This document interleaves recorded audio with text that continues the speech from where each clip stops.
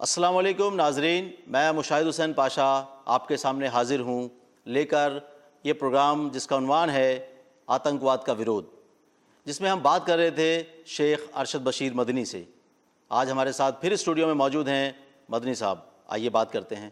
السلام علیکم۔ وعلیکم السلام ورحمۃ مدنی صاحب، اسٹوڈیو میں آپ کا تہہ دل سے استقبال ہے، خیر مقدم ہے۔ اللہ، جزاک اللہ۔ دراصل آپ نے پچھلے اپنے کئی ایپیسوڈ میں اس بات کا ذکر کیا ہے، جو لوگ یہ کہتے ہیں کہ اسلام اور قرآن آتنکواد کی تعلیم دیتے ہیں، وہ لوگ قرآن کی آیتوں کو آؤٹ آف کانٹیکسٹ پیش کرتے ہیں۔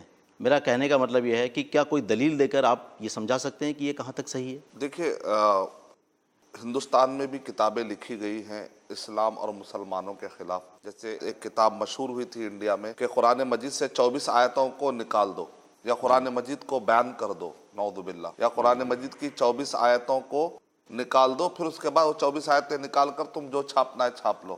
تو جب ان سے پوچھا گیا کہ بھئی 24 آیتیں نکالنے کی بات کیوں کہہ رہے ہیں، تو وہ کہہ رہے اس کے اندر دیکھو، اس کے اندر مشرکوں کے مارنے کا حکم آیا ہے۔ تو ہم ان سے کہتے ہیں کہ آپ آؤٹ آف کانٹیکسٹ پڑھ رہے ہیں، وہاں پر ایک پرٹیکولر ظلم کرنے والے مشرکوں کی بات ہو رہی ہے، جی، پرٹیکولر ظلم کرنے والے مشرکوں کی بات ہو رہی ہے، جنہوں نے معاہدہ کیا تھا، معاہدہ توڑ دیا، پھر اس کے بعد انہوں نے ظلم کیا، اتیاچار کیا، اور وہ ظالم بن چکے تھے۔ مکے کے اطراف میں وہ لوگ پائے جاتے تھے، وہاں پر بھی کئی قبیلے مشرک تھے جنہوں نے عہد و پیمان نہیں توڑا تھا، ان کے ساتھ تو لڑائی کی بات بھی نہیں کی گئی، بلکہ قرآن مجید میں جہاں کہیں پر بھی آپ غور کریں گے تو آؤٹ آف کانٹیکسٹ سیاق و سباق توڑ کر بتایا جاتا ہے۔ ایک مثال دے کر میں سمجھاتا ہوں۔ سورہ توبہ سورہ نمبر 9 کی آیت نمبر 5، یہ بہت زیادہ آؤٹ آف کانٹیکسٹ کوٹ کی جاتی ہے۔ 24 آیتوں میں سب سے زیادہ آؤٹ آف کانٹیکسٹ سیاق و سباق توڑ کر مروڑ کر جو معنی نکالنے کی کوشش کی جاتی ہے، وہ سورہ توبہ نمبر 9 کے آیت نمبر 5 میں یہ ہے کہ فَإِذَا انْسَلَخَ الْأَشْهُرُ الْحُرُمُ، کہ جب حرمت والے مہینے پار ہو جائیں تو ایسے وقت پر تم مشرکین کو قتل کر دو جہاں کہیں پر بھی تم پاؤ۔ تو دیکھو یہاں پر آ رہا ہے کہ اب جہاں کہیں پر بھی پاؤ تم قتل کر دو۔ تو ہم کہیں گے کہ آپ کم سے کم اس سے پہلے کی آیت یا اس سے بعد والی آیت پڑھ لو تو معنی سمجھ میں آ جائے گا۔ اس سے پہلے کی آیت میں بتایا جا رہا ہے، سورہ توبہ سورہ نمبر 9 کے آیت نمبر 4 پڑھ لیں گے تو بھی معنی سمجھ میں آ جائے گا۔ فَأَتِمُّوا إِلَيْهِمْ عَهْدَهُمْ إِلَى مُدَّتِهِمْ، کہ جن لوگوں نے تم سے عہد و پیمان نہیں توڑے ہیں ان کے ساتھ معاہدہ پورا کرو، ان کے ساتھ عہد پورے کرو، ان کے ساتھ جو ایگریمنٹس ہے پورے کرو۔ وہاں پر بھی تو مشرکین ہی تھے۔ بالکل۔ تو جو مشرکین یہاں پر معاہدہ توڑ رہے ہیں، ایک پرٹیکولر مشرکین، پرٹیکولر ریجن کی بات ہو رہی ہے۔ اور اس کے بعد کی آیت بھی اگر پڑھ لیں گے، سورہ توبہ سورہ نمبر 9 کے آیت نمبر 6 میں بتایا جا رہا ہے وَإِنْ أَحَدٌ مِّنَ الْمُشْرِكِينَ اسْتَجَارَكَ فَأَجِرْهُ حَتَّى يَسْمَعَ كَلَامَ اللَّهِ ثُمَّ أَبْلِغْهُ مَأْمَنَهُ، یعنی ایسے مشرکین جنہوں نے معاہدہ توڑ دیا، ایگریمنٹ توڑ دیا، اب وہ لوگ جنگ کرنے کے لیے پھر سے تم سے ریڈی ہو چکے ہیں، تو پھر کہہ رہے ایسے لوگ جو معاہدہ توڑ رہے ہیں، توڑ کر آپ سے لڑائی شروع بھی کر دی ہے، آپ کو اچانک دیکھتے ہیں کہ لوگ معاہدہ توڑ دیا، اور جیسے کہتے ہیں کہ پیٹ پیچھے سے چھرا گھونپنا، تو معاہدہ تھا تو آدمی کیا ہوتا امن سے ہو جاتا ہے، معاہدہ کرنے کی وجہ سے، ایگریمنٹ کرنے کی وجہ سے آدمی کیا ہوتا سکون میں رہتا ہے۔ اچانک دیکھتا ہے کہ وہ معاہدہ توڑ رہے، دھوکہ دے رہے، پھر آپ کو طاقت آ جاتی ہے ان کے اوپر پھر آپ کو طاقت ملتی ہے۔ اس دوران پھر وہ لوگ آپ سے کیا کرتے ہیں، آپ پھر معاف کر دو، نہیں ہم اب سے نہیں کرتے۔ تو قرآن مجید کیا کہہ رہا ہے، دیکھیں، اگر یہ معاہدہ توڑنے والے مشرکین اگر تم سے امن مانگے تو تم ان کو امن دے دو۔ اچھا، الحمدللہ، یعنی کہ معاہدہ توڑنے والے مشرکین بھی اگر تم سے امن مانگے تو تم ان کو امن دینا ہے۔ کون سا ایسا ریلیجن ہے، کون سا ایسا کانسٹیٹیوشن ہے جو اتنے زیادہ امن کی بات کرتا ہے؟ وَإِنْ أَحَدٌ مِّنَ الْمُشْرِكِينَ اسْتَجَارَكَ فَأَجِرْهُ حَتَّى يَسْمَعَ كَلَامَ اللَّهِ، یہاں تک کہ وہ قرآن مجید کو سن لے، ہو سکتا ہے کہ اب اسلام قبول کر لے۔ کیونکہ اسلام اتنے موقع کیوں دیتا ہے بار بار؟ کیونکہ اسلام مار کر جہنم میں پھینکنے کے لیے نہیں آیا۔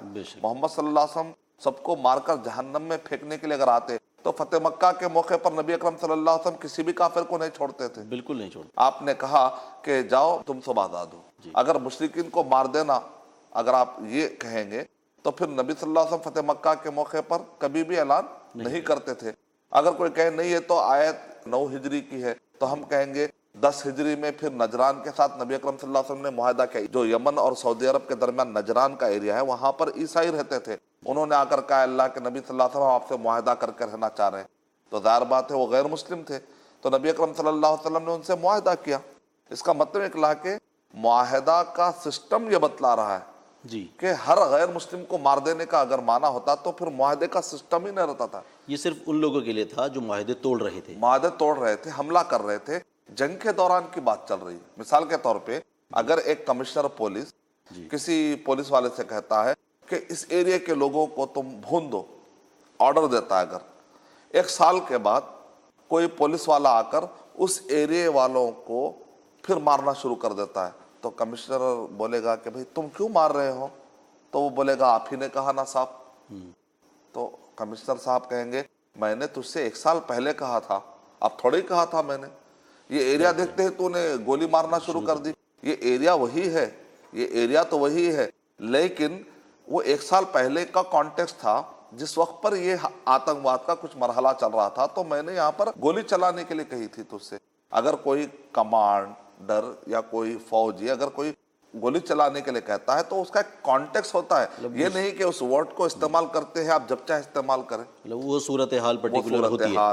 وہ صورتحال میں حکم دیا گیا تھا، اس کا ذکر ہو رہا ہے قرآن مجید میں، جو ذکر ہو رہا ہے اس کا ذکر اور کانٹیکس ذکر کیا جا رہا ہے کہ کن حالات میں وہ اتری تھی، تو اس وقت پر کیا ہوا تھا، اس وقت پر جنگی حالات چل رہے تھے، تو جنگ کے دوران ایک واقعہ پیش آیا تھا، تو اس وقت پر چونکہ وہ لوگ مارنے آ رہے تھے تو ڈیفنس کے طور پہ کہا تم بھی ان کو مارو۔ اس ٹائپ کی گفتگو ہو رہی ہے۔ تو اس دوران یہ آیت آئی، آیت اس کا ذکر کر رہی ہے کہ اس وقت پر جو حالات تھے اس کو سمجھانے کے لیے، تو مطلب کیا ایک کانٹیکس ہے، بہرحال ایک کانٹیکس میں اس کو سمجھ سکتے ہیں ہم۔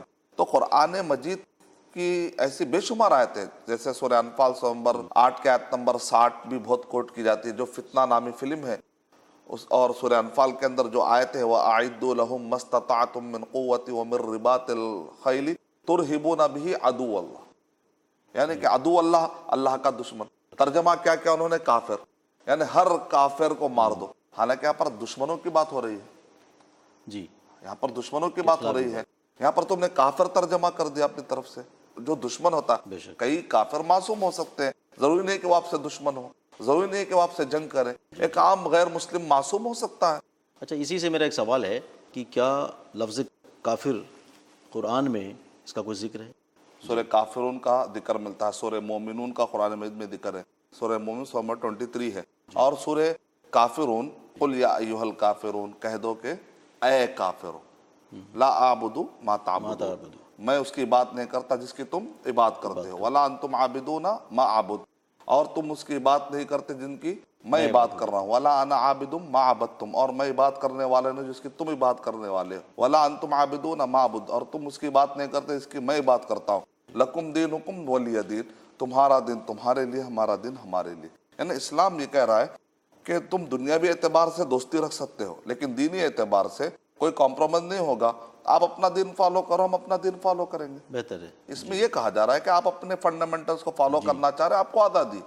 ایک عام آدمی ایگریمنٹ کر کے، معاہدہ کر کے، مسلم اور غیر مسلم ایک سماج میں رہ سکتے ہیں۔ بے شک۔ جیسا کہ نبی صلی اللہ علیہ وسلم جب مدینہ طیبہ آئے تو آپ نے یہ نہیں کہا کہ آج سے یہاں پر یہودی نہیں رہنا، ہم سے مسلمان رہیں گے، غیر مسلم یہاں پر نہیں رہنا، تو آپ نے نہیں کہا کہ آپ اپنے ریلیجن پر رہو، ہم اپنے ریلیجن میں رہیں گے۔ دنیاوی اعتبار سے اگر کوئی مدینے پر حملہ کرے گا تو ہم سب مل کر ڈیفنس کریں گے، دنیاوی اعتبار سے ایک دوسرے کا ہم ساتھ دیں گے۔ تو اس طریقے سے امن کے ساتھ معاہدہ کر کے رہنے کی تعلیم کس نے دی؟ محمد صلی اللہ علیہ وسلم نے یہ تعلیم دی۔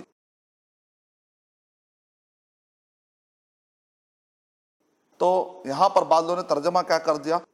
مشرکین کا ترجمہ کر دیا انہوں نے، سارے ہندوؤں کو مار دو، جبکہ وہاں ہندو اس وقت تھے ہی قرآن مجید میں ہندو کا ورڈ کہاں ہے؟ ایک مرتبہ بھی قرآن مجید میں ہندو کا ورڈ آیا ہی نہیں، اور ہندو کہہ کر ریلیجن کا ورڈ تو ویدوں میں بھی نہیں آیا۔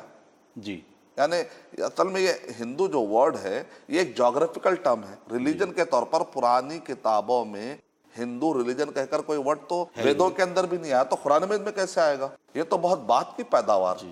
تو اس لیے سمپل سمجھنے کی، یا تو ترجمہ غلط کیا جا رہا ہے، یا دشمن کا ترجمہ کافر کہہ کر لوگوں کو مس گائیڈ کیا جا رہا ہے، یا غیر مسلم کہہ کے مس گائیڈ کیا جا رہا ہے، تو یہ سب چیزوں سے بچنا چاہیے، یہ عوام کو پیغام دینا چاہتے ہیں۔ سبحان اللہ۔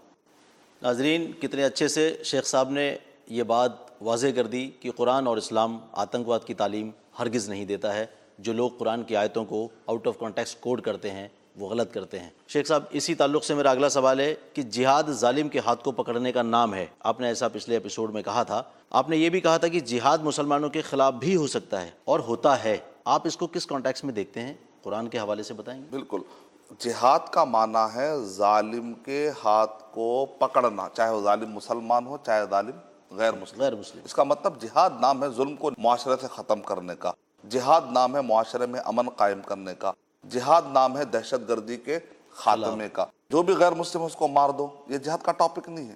وہ اگر ویسا رہتا تو نبی صلی اللہ علیہ وسلم طائف کے میدان میں ان کو چھوڑتے نہیں تھے جنہوں نے ستایا، فتح مکہ کے موقع پر نبی صلی اللہ علیہ وسلم معاف نہیں کرتے۔ تو جہاد کا اصل ٹاپک ہے ظالم کے ہاتھ کو پکڑ لینا۔ اس کی آپ نے کہا مثالیں دو، میں دو مثالیں دوں گا، ایک تاریخ سے ابو بکر رضی اللہ تعالیٰ عنہ کی زندگی سے، اور دوسری قرآن مجید کی آیت سے، سورہ حجرات سے۔ تو ابو بکر رضی اللہ تعالیٰ عنہ جب خلیفہ بنے تو انہوں نے کیا کیا؟ واللہ لاقاتلن، اللہ کی قسم میں قتال کروں گا ہر اس آدمی کے خلاف، ہر اس مسلمان کے خلاف جو نبی صلی اللہ علیہ وسلم کے زمانے میں زکوٰۃ دیتا تھا اور آج کہہ رہا ہے کہ میں زکوٰۃ نہیں دوں گا۔ اب سوال یہ کہ زکوٰۃ مسلمان دیتا ہے کہ غیر مسلم؟ مسلمان ہی دیتا ہے۔ مسلمان دیتا ہے۔ تو یہاں پر ابو بکر رضی اللہ تعالیٰ کس کے خلاف جہاد کر رہے ہیں؟ مسلمان کے خلاف۔ اس کا مطلب کیا نکلا کہ وہ مسلمان کیا کر رہے تھے؟ زکوٰۃ نہیں دے رہے تھے۔ زکوٰۃ نہیں دینے کی وجہ سے کس کا حق مارا جا رہا ہے؟ غریبوں کا۔ تو اللہ تعالیٰ نے غریبوں کا ایک حق دینے کے لیے کہا۔ مسلم کا مطلب ہوتا ہے اپنے اچھاؤں اور اپنے خیالات اور اپنے خواہشات کو اللہ کے حوالے کر دینا۔ اگر تم اپنے خواہشات اللہ کے حوالے نہیں کرے، جب تو تم جھوٹ کہہ رہے ہو، پھر بے شک اپنے خواہشات پر چل رہے اور پبلک کو کہہ رہے ہیں کہ میں مسلم ہوں، میں مسلم ہوں۔ پھر آپ اگر مسلم کہہ رہے ہیں تو پھر آپ کو اپنے خواہشات اور اپنے اچھاؤں کو اللہ کے حوالے کر کے ہر حکم کو ماننا چاہیے۔ جب آپ نے کہہ دیا، معاہدہ کر لیا، ایگریمنٹ کر لیا کہ میں ہر معاہدے کے مطابق چلوں گا اسلامی اعتبار سے، لا الہ الا اللہ محمد رسول اللہ آپ نے کہہ دیا، تب آپ زکوٰۃ دینے کی باری آتی ہے تو آپ کہتے ہیں کہ میں زکوٰۃ نہیں دوں گا۔ تو اسلام میں کیا بتایا گا کہ ایسے لوگوں کے ساتھ تم جا کر وہ حق چھین کر لاؤ اور جا کر غریبوں کو دو۔ تو ابو بکر رضی اللہ تعالیٰ کیا کہتے ہیں؟ میں قتال کروں گا۔ تو یہاں پر زکوٰۃ نہیں دینے والے مسلمانوں کے خلاف بھی جہاد ہو رہا ہے۔ جی۔ دوسری مثال سورہ حجرات، سورہ نمبر 49 کی آیت نمبر 8، 9، 10 اگر ہم پڑھتے جائیں گے، اس کے اندر کیا ہوا؟ وَإِن طَائِفَتَانِ مِنَ الْمُؤْمِنِينَ، تو مسلم کی بات نہیں ہو رہی، مومن کی بات ہو رہی، یعنی ایک مسلم میں بھی اعلیٰ درجے کا نام کیا ہے؟ مومن۔ کہ کہہ رہے ہیں اگر دو مومن گروہ آپس میں لڑ لے تو تمہارا کام کیا ہونا چاہیے؟ اور جا کے ان کو لڑانا چاہیے۔ وَإِن طَائِفَتَانِ مِنَ الْمُؤْمِنِينَ اقْتَتَلُوا فَأَصْلِحُوا بَيْنَهُمَا، تو ان کے درمیان صلح کرانے کی کوشش کرو۔ یہاں پر لڑ رہے ہیں کون؟ دونوں بھی مومن گروہ ہیں، دونوں بھی مسلمان گروہ ہیں۔ کیا کہہ رہے ہیں کہ دونوں کو اصلاح کرو۔ فَإِن بَغَتْ إِحْدَاهُمَا عَلَى الْأُخْرَى، اگر ایک گروہ دوسرے گروہ پر زبردستی کرتا ہے، تکلیف دیتا ہے، بغاوت کرتا ہے، چڑھائی کرتا ہے، یعنی کہ ناحق ظلم کرنے کی کوشش کرتا ہے، فَإِن بَغَتْ إِحْدَاهُمَا عَلَى الْأُخْرَى فَقَاتِلُوا الَّتِي تَبْغِي حَتَّى تَفِيَ إِلَىٰ أَمْرِ اللَّهِ، تو تم سب مل کر جو بغاوت کرنے والا مومن گروہ ہے، کون سا گروہ ہے؟ مومن گروہ۔ مومن گروہ کے خلاف تم لڑو، حتیٰ تفیہ الی امر اللہ، یہاں تک کہ اس کو زبردستی کر کے اس کو حق کی طرف لے کر آؤ، سچے راستے کی طرف واپس لے کے آؤ۔ اب وہ بھٹک رہا ہے،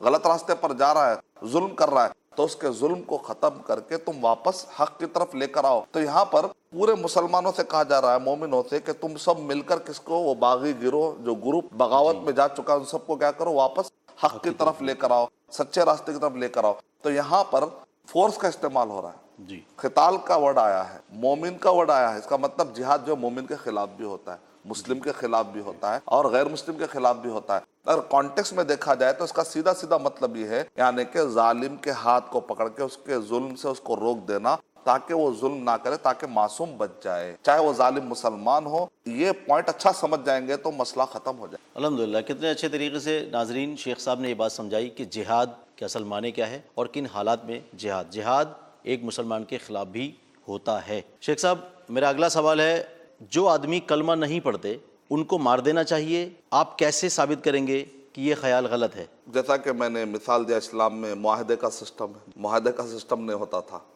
غیر مسلموں کے ساتھ نبی صلی اللہ علیہ وسلم نے یہودیوں کے ساتھ معاہدہ کیا، نبی اکرم صلی اللہ علیہ وسلم نے نجران کے عیسائیوں کے ساتھ معاہدہ کیا، ایگریمنٹ کیا۔ قیصر کے لوگ کسرا کے ایریا میں نہیں رہتے تھے، کسرا کے لوگ قیصر کے ایریا میں نہیں رہتے تھے، یعنی مطلب یہ ہے کہ اس زمانے میں مل کر ایک دوسرے کو برداشت کرنے کی طاقت نہیں تھی، لیکن نبی اکرم صلی اللہ علیہ وسلم نے آ کر کہا ڈفرینس آف اوپینین رہتے ہوئے بھی تم ایک جگہ پر رہ سکتے ہو۔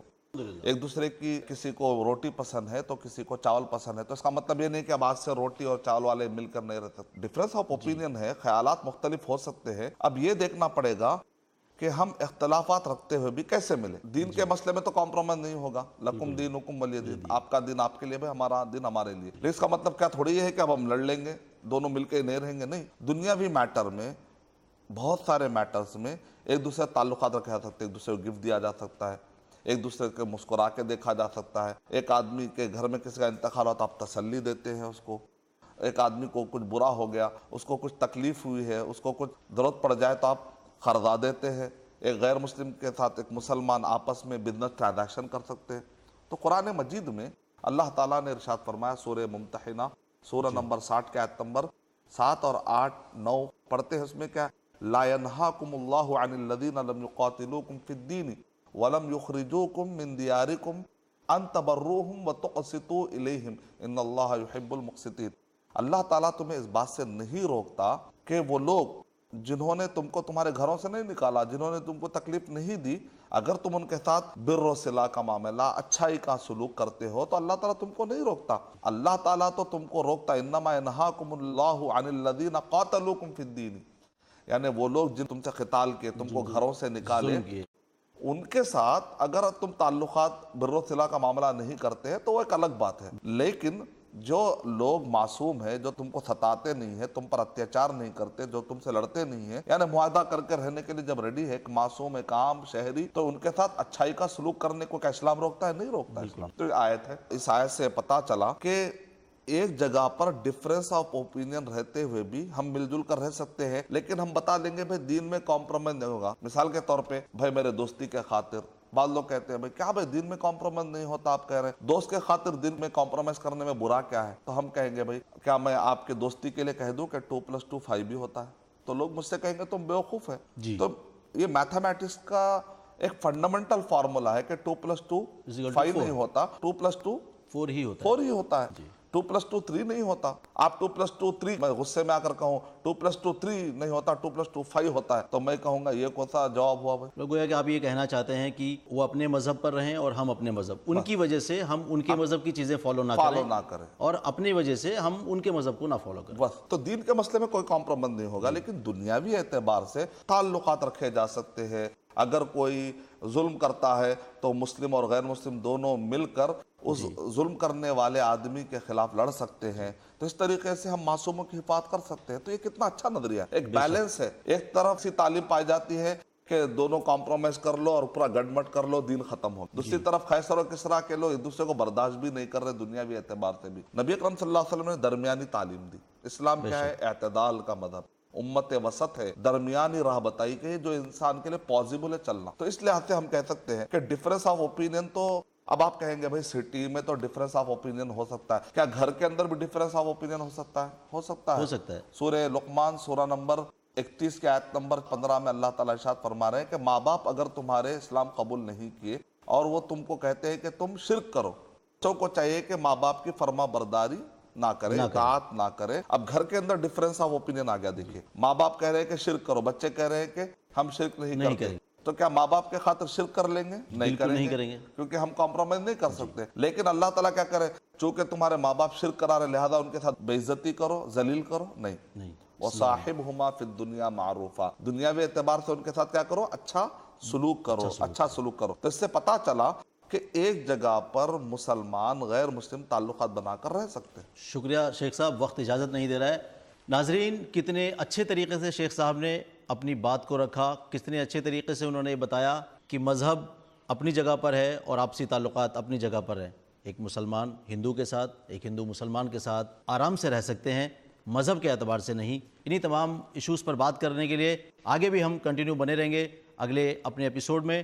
تب تک کے لیے اجازت دیجیے. السلام علیکم. السلام علیکم ورحمۃ اللہ وبرکاتہ.